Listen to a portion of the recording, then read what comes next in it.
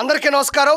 నేను మీ కిరా కార్పేని. నిన్న నారాయణరావు అనే ఓ వ్యక్తి, ఓ వృద్ధుడు జగన్నాథగిరి గురుకుల పాఠశాలలో చదివేటువంటి ఒక మైనర్ బాలికని చాక్లెట్లు ఇప్పిస్తాను అని నమ్మించి దగ్గరలో ఉన్న ఒక సపోటా తోటలోకి తీసుకువెళ్లి అఘాయిత్యానికి పాల్పడుతుండగా ఆ తోట యజమాని చూసి వీడియో తీసి పట్టుకోబోతుండగా స్కూటర్ మీద అతను పరారి అయ్యాడు. వెంటనే ఆ పాప కుటుంబ సభ్యులు తుని రూరల్ పోలీస్ స్టేషన్ లో పోక్సో చట్టం కింద కేసులు నమోదయ్యాయి. అతన్ని కోర్టుకు తీసుకెళ్తూ ఉండగా టాయిలెట్ కి వెళ్ళాలి అని ఒక చోట దిగి కోమటి చెరువులో దూకేయడం జరిగింది. అతను చనిపోవడం కూడా జరిగింది. తర్వాత అతని భౌతిక కాయాన్ని తుని ఏరియా హాస్పిటల్ కి తరలించడం కూడా జరిగింది. వెంటనే నారా చంద్రబాబు నాయుడు గారు విషయం తెలుసుకున్న వెంటనే ఆయన ప్రెస్ మీట్ పెట్టి మహిళల మీద అనుచిత వ్యాఖ్యలు చేసిన, మహిళల మీద ఎలాంటి రాక్షస మోకలు రాక్షస క్రీడలు చేసినా తట్టుకునేది లేదు, అదే వాళ్ళకి చివరి రోజు అవుతుంది అని కూడా చాలా గట్టిగా చెప్పడం జరిగింది. ఇది రాష్ట్ర ప్రజలందరూ కూడా చూశారు. అదేవిధంగా ఐటీ శాఖ మంత్రి నారా లోకేష్ గారు కూడా వెంటనే స్పందించడం జరిగింది.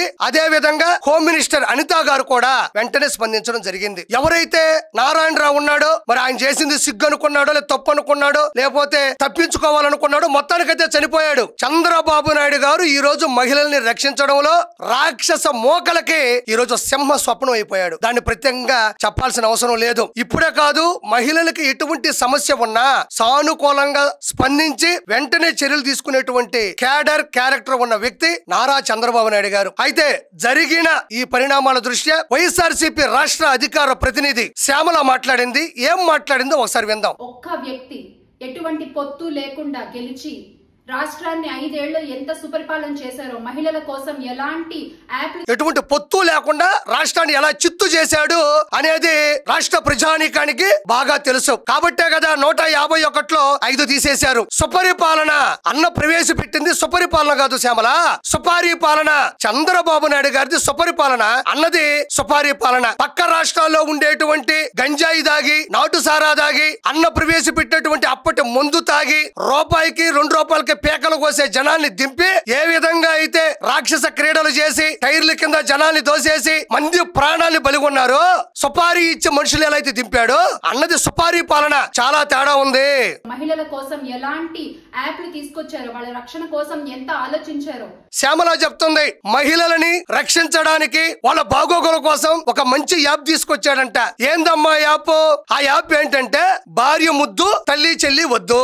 ఆ యాప్ లో ఏముంటాయంటే పసుపు చీర కట్టుకున్నటువంటి చెల్లెల మీద మార్ఫింగ్ ఫోటోలు, కామెంట్లు, దుర్భాషలు, డిబేట్లు ఆ యాప్ లో భాగం. సొంత కన్న తల్లి మీద ఏదో ఆర్థిక లావాదేవీల మధ్యన గొడవ పెట్టుకొని కోర్టు మెట్లకు పంపించాడు. సొంత బాబాయిని లేపేసి సునీత గారిని రోడ్డు మీద పడేశాడు. అది ఆయన కనిపెట్టినటువంటి ఓ మంచి యాప్, భార్య ముద్దు తల్లి చెల్లి వద్దు. వాళ్ళు స్వయం ఉపాధి కోసం ఎంత కష్టపడ్డారో, ఎంత తపన పడ్డారో రాష్ట్ర ప్రజలందరూ. ఆయన స్వయం ఉపాధి కోసం అంత కష్టపడ్డాడే అయితే కల్తీ మద్యాన్ని ఎందుకు ప్రవేశపెట్టాడు? జాతీయ అంతర్జాతీయ బ్రాండ్లను డిస్టిలరీస్ కంపెనీలకి గన్ను పెట్టి ఓన్లీ పచ్చి ముందు స్పిరిట్ ఉండేటువంటి, అంటే మునిపెన్నడు ఎప్పుడూ లేనటువంటి బ్రాండ్లను తీసుకొచ్చి 30,000 మంది ప్రాణాలు ఎందుకు తీశాడు? 35 లక్షల మందిని ఆసుపత్రి పాలెందుకు చేశాడమ్మా? అంత స్వయం ఉపాధి ప్రజల మంచి కోసం పోరాడే వ్యక్తి అయితే మునిపెన్నడో లేని బ్రాండ్లను తీసుకొచ్చి ప్రజల మీద రుద్ది ఆడవాళ్ల పుస్తులని ఎందుకు నేల కూల్చాడు అని శ్యామలాన్ని నేను మనస్ఫూర్తి కోరుకుంటున్నా. ఒక అన్నలాగా ప్రతి మహిళను రక్షించుకున్న ఘనత వైఎస్ జగన్మోహన్ రెడ్డి గారు. అన్నలాగా అంటే సొంత అక్కకే అన్నగా అండగా లేడు, మళ్ళీ అన్నలాగా, మళ్ళీ గ్యాప్. ఈవిడు చెప్పేటువంటి అద్భుతమైనటువంటి మాటలకి మళ్ళీ ఇంత గ్యాప్. ఓ అన్నలాగా రక్షించుకున్నాడంట. సొంత చెల్లెల్ని దగ్గర తీసుకోలేడు, ఇంకొక చెల్లికి బాబాయ్ పోతే దగ్గర తీసుకొని ఆ కేసును ముందుకు పంపించలేడు. సొంత చెల్లెలికే న్యాయం చేయలేవు, సొంత చెల్లిని దగ్గర తీసుకోలేవు, సొంత చెల్లెలికే ప్రేమాభిమానాల్ని పంచలేడు. ఈయన సొంత అన్నలాగా, సొంత అండగా జోకులు ఏమేస్తా ఉండవు, నువ్వు నవ్వలేక చచ్చిపోతా ఉండారు రాష్ట్రంలో ఉండే జనాలు. ప్రభుత్వాన్ని గత 5 ఏళ్లు కూడా అసలు మీరు ఏమనుకుంటున్నారు అంటే ప్రతిసారి మీరు అధికారంలో ఉన్నప్పుడు చంద్రబాబు నాయుడు గారు మీరు మహిళలకి చేసింది గుండు సున్నా చేద్దామని అసలు ఏమనుకుంటున్నారు మీరు? నువ్వేమనుకుంటున్నావు శ్యామల? అసలు ఏమనుకుంటున్నారు అంటున్నావు కదా, నువ్వేమనుకుంటున్నావు? రాష్ట్ర మహిళలకి చంద్రబాబు నాయుడు గారు చేసింది సున్నానా? ఆయన ఏం చేశాడో నేను చెప్తాను విను. రాష్ట్ర మహిళా కమిషన్ ఏర్పాటు చేసింది నారా చంద్రబాబు నాయుడు గారు. డ్వాక్రా సంఘాలు ఏర్పాటు చేసింది నారా చంద్రబాబు నాయుడు గారు. మహిళా కోర్టులు, ఫ్యామిలీ కోర్టులు, మహిళా పోలీస్ స్టేషన్లు ఏర్పాటు చేసింది నారా చంద్రబాబు నాయుడు గారు. ఒక దళిత మహిళని అసెంబ్లీ స్పీకర్ గా నియమించింది నారా చంద్రబాబు నాయుడు గారు. కట్టెల పొయ్యి దగ్గర తన తల్లి పడుతున్న బాధ రాష్ట్రంలో ఏ మహిళ పడకూడదని దేశంలో ఎవరూ చెయ్యని విధంగా దీపం పథకం ప్రవేశపెట్టింది నారా చంద్రబాబు నాయుడు గారు. చెప్పుకుంటూ పోతుంటే చంద్రబాబు నాయుడు గారిది చరిత్ర, మనది చెత్తబుట్ట, అదే డస్ట్ బిన్. అన్నేమో మిస్టర్ బీన్. వేసేటన్ని జోకులే. అన్న ఈ రోజు ఏది మాట్లాడినా కింద పడి పగలబడి నవ్వుతున్నాడు. ఇలాంటి నేరస్తులందరికీ చేతులిచ్చి గొడుగు పట్టి రహదారులు వేస్తున్నారు ఈ రోజున కూటమి అధికారులందరూ కూడా. ఇదే మా వైసీపీ ప్రభుత్వంలో అయితే నేరస్తులందరూ జైల్లో ఉండేవారు.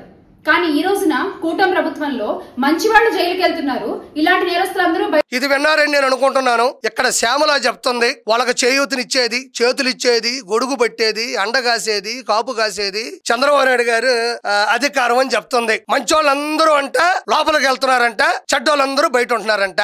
మరి 2019 నుంచి 2024 మధ్యన తోటా చంద్రయ్య, నన్ను సుబ్బయ్య, డాక్టర్ సుధాకర్, డ్రైవర్ సుబ్రహ్మణ్యం, అమర్నాథ్ గౌడ్ లాంటి అమాయకుల్ని చంపించేస్తే ఆ రోజు రాక్షస క్రీడ చేసిన వాళ్ళు, ఆ రాక్షసులు ఏమైపోయారమ్మా? వాళ్ళకి కాపు కాసింది ఎవరు? వాళ్ళకి అండగా నిలబడింది ఎవరు? మీ అన్న జగన్మోహన్ రెడ్డి కాదా? ఎమ్మెల్సీ అనంతబాబు చేశాడు, అతనికి ఎమ్మెల్సీ కొనసాగిస్తున్నాడు, అతని గురించి మాట్లాడింది లేదు. గోరంట్ల మాధవ్ ఒక వీడియో కాల్లో అసభ్యంగా ఓ ఆవిడతో మాట్లాడుతూ ఉంటే బహిరంగంగా వైరల్ అయితే అతని గురించి ఏమైనా ప్రెస్ మీట్ పెట్టాడా? అతని గురించి ఏమైనా మాట్లాడా? అతను ఏమైనా సస్పెండ్ చేశాడా? అదీగాక 2024 నుంచి ఇప్పటి వరకు ఆయన ఏదో గొప్ప పని చేసినట్టు, ఉద్యమాలు చేసినట్టు, సంఘ సంస్కర్త అయినట్టు రాష్ట్ర అధికార ప్రతినిధి ఇచ్చాడు. అమర్నాథ్ గౌడ్ తన సొంత అక్కని రోడ్డు మీద వెళ్తూ ఉంటే ర్యాగింగ్ చేస్తున్నారని నిలదీసిన పాపానికి పెట్రోల్ పోసి కాల్చేశారు. మరి వాళ్ళందరూ ఏమయ్యారు? తోటా చంద్రయ్య, నన్ను సుబ్బయ్య, డాక్టర్ సుధాకర్ గారు కేవలం కరోనా సమస్యలో మాస్కులు లేవండి, చాలా ఇబ్బంది పడుతున్నాము,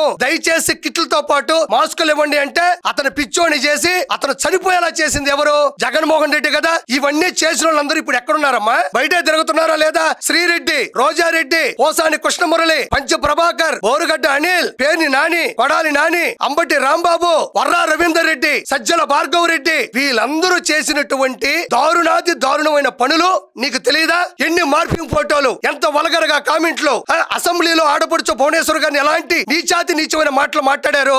వాళ్ళందరూ ఇప్పుడు ఎక్కడున్నారమ్మా? బయటే తిరుగుతున్నారు కదా. అంబటి రాంబాబు, కొడాలి నాని మాట్లాడినటువంటి భాష నీకు తెలియదా? వీళ్ళందరూ ఇప్పుడు బయట తిరుగుతున్నారు, లోపల ఉన్నారమ్మా. 2019 నుంచి 2024 మధ్యన జగన్మోహన్ రెడ్డి ఎవరైతే బూతులు మాట్లాడతాడో వాళ్ళకి భవిష్యత్తుని ఇచ్చాడు, ఎవరైతే పద్ధతి తప్పుతారో వాళ్ళకి పదవులు ఇచ్చాడు. ప్రత్యేకంగా చెప్పుకోవాల్సిన అవసరం లేదు. ఒక్కరి మీదైనా వేటు వేశాడా? ఇప్పుడు నేను చెప్పిన వాటిల్లో ఒక్కరి మీదైనా వేటు వేశాడా? ఒక్కరినైనా సస్పెండ్ చేశాడా? ఒక్కరినైనా మీరు చేసే తప్పు అని బహిరంగంగా గాని మీ సోషల్ మీడియా ద్వారా గాని ఒక పోస్ట్ పెట్టాడా? లేదే. కాబట్టి అవన్నీ తెలిసిన నువ్వు ఏమీ తెలియనట్టు యాక్టింగ్ చెయ్యకు. నీకు దమ్ముంటే నాతో డెబిట్ కి రా. ఈ అంశం మీదే నువ్వు వస్తావని నేను మనస్ఫూర్తిగా కోరుకుంటున్నాను. కాబట్టి నిన్న జరిగిన ఈ విషయం మీద నారా చంద్రబాబు నాయుడు గారు కూడా స్పందించారు. ఒకసారి ఆ వీడియో కూడా చూద్దాం. ఈ రోజు నేను హామీ ఇస్తున్నా, మా ఆడబిడ్డల జోలుకి ఎవరైనా వచ్చి ఎక్కడైనా అఘాయిత్యాలు చేస్తే అదే మీకు చివరి రోజు. ఈ భూమి మీద మీరు ఉండడానికి అర్హత లేదని మరొక్కసారి హెచ్చరిస్తున్నా. ఏ రోజు జగన్మోహన్ రెడ్డి తన పార్టీ నుంచి గాని తన వర్గం నుంచి గాని ఎవరు ఎలాంటి బూతులు మాట్లాడినా, ఎలాంటి పద్ధతి లేని పనులు చేసినా ఏ రోజు కూడా స్పందించలేదు. కానీ నారా చంద్రబాబు నాయుడు గారు ఎక్కడో ఉన్నప్పటికీ కూడా, నారా లోకేష్ గారు ఎక్కడో ఉన్నప్పటికీ కూడా వెను వెంటనే మైనర్ బాలిక మీద జరిగింది క్షమించరాని తప్పు అని చెప్తూనే ఎలాంటి తప్పులు ఎవరు చేసినా చెప్పుతో కొట్టే విధంగా శిక్షలు అమలవుతాయి.